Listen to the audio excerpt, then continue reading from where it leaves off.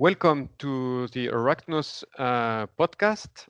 I am Maxime Marois, a project manager at IDEL, the French Livestock Institute. And today I have the opportunity to interview my colleague, Patrick Sarzeau, to present the key achievements of the World Package 3 of EURAKNOS. Patrick, can you introduce yourself? Yes, hello.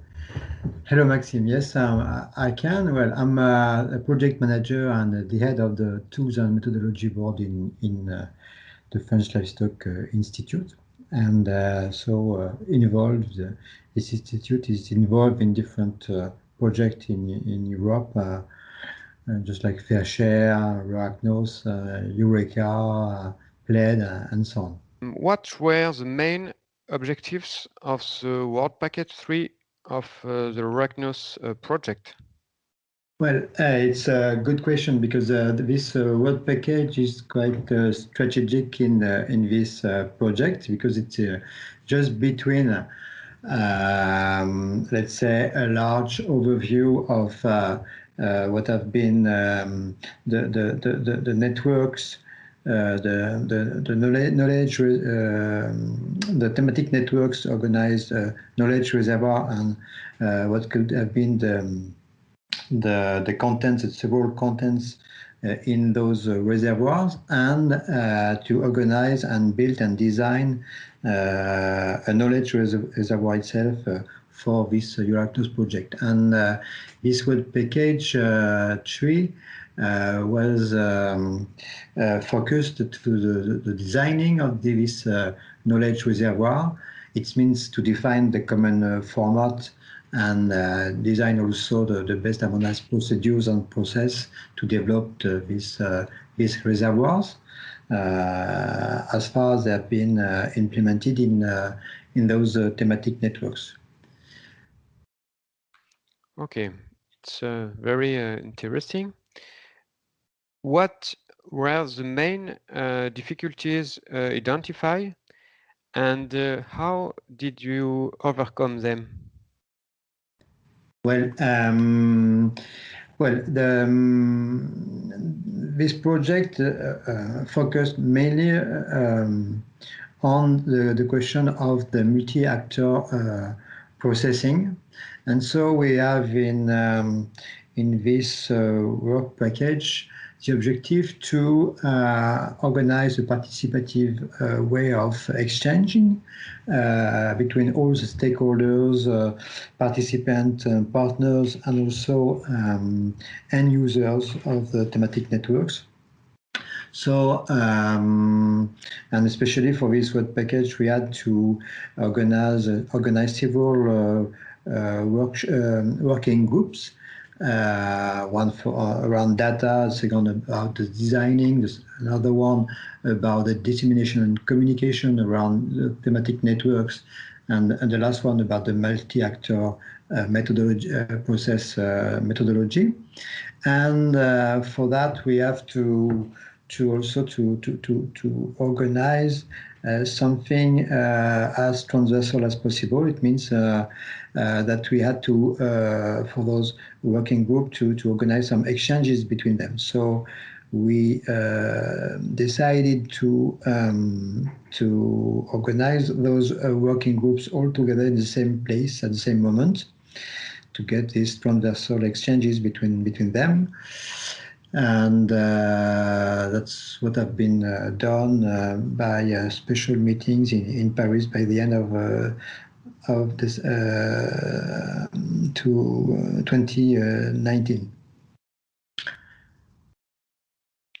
Okay, perfect. Now the following question is, how did you face the main challenges? So we to face this objective, we organize those workshops at the same time in the same moments, and we use some participative way of exchange. It means collaborative and co-construction way of exchanging. And also we organize some transversal exchanges between all the groups. And finally, the syntheses have been organized by the task leaders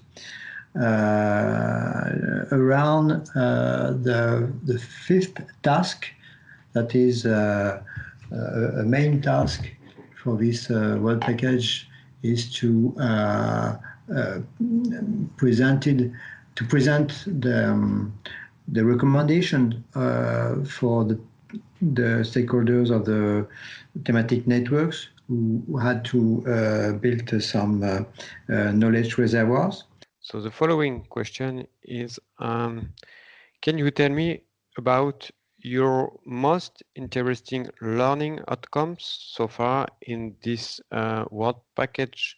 For example, what was for you the most exciting experience? There's two main achievements in this work package. The first one is to see and to explain the huge diversity of contents that have been included in those thematic networks reservoirs, and the difficulty to present this all this knowledge to be usable for the end users. And that's behind that. It's a question of the knowledge of the request of the end users, what type of information they should ask to have for their management, farm management, and so on. And the second, of course, main achievements is the guides itself, those explorers guides. So I think that's it's really interesting to see how this guide it's organized. It has been written with the main recommendations of the different working groups, and it's expressed how to design and implement thematic networks to maximize the end user engagement and impact. So it's really important because most of them forgot to forgot to challenge these end user engagements. It's explained also burning issues such as the management of multi-actor approach. Who are the main actors to involve in the networks? How many stakeholders should be involved? How to facilitate the multi-actor process and organize it practically. It's also expressed the principle of the end user involvement in the thematic networks in order to build the more usable knowledge reservoir. So what type of information they should need, a type of how they can get it and use it more easily. And also it expresses the project execution, including the harvesting and code generation of knowledge. That's really important. Dissemination and exploitation. So all is have been filled in this guide, explorers guides, and can be is available for the different stakeholders coming from the thematic networks. Okay, thank you for all this explanation. So to conclude, we can say the Explorers Guide is a flagship product of the Work Package 3. It is up to us to promote this guide as much as possible. So thank you, Patrick, for sharing your experience in this amazing EURAKNOS project. Thank you. Thank you, Maxime.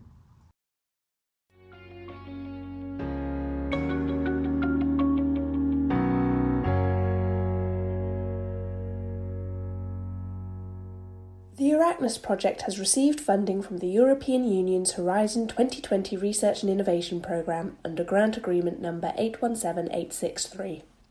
Royalty-free music from Ben Sound.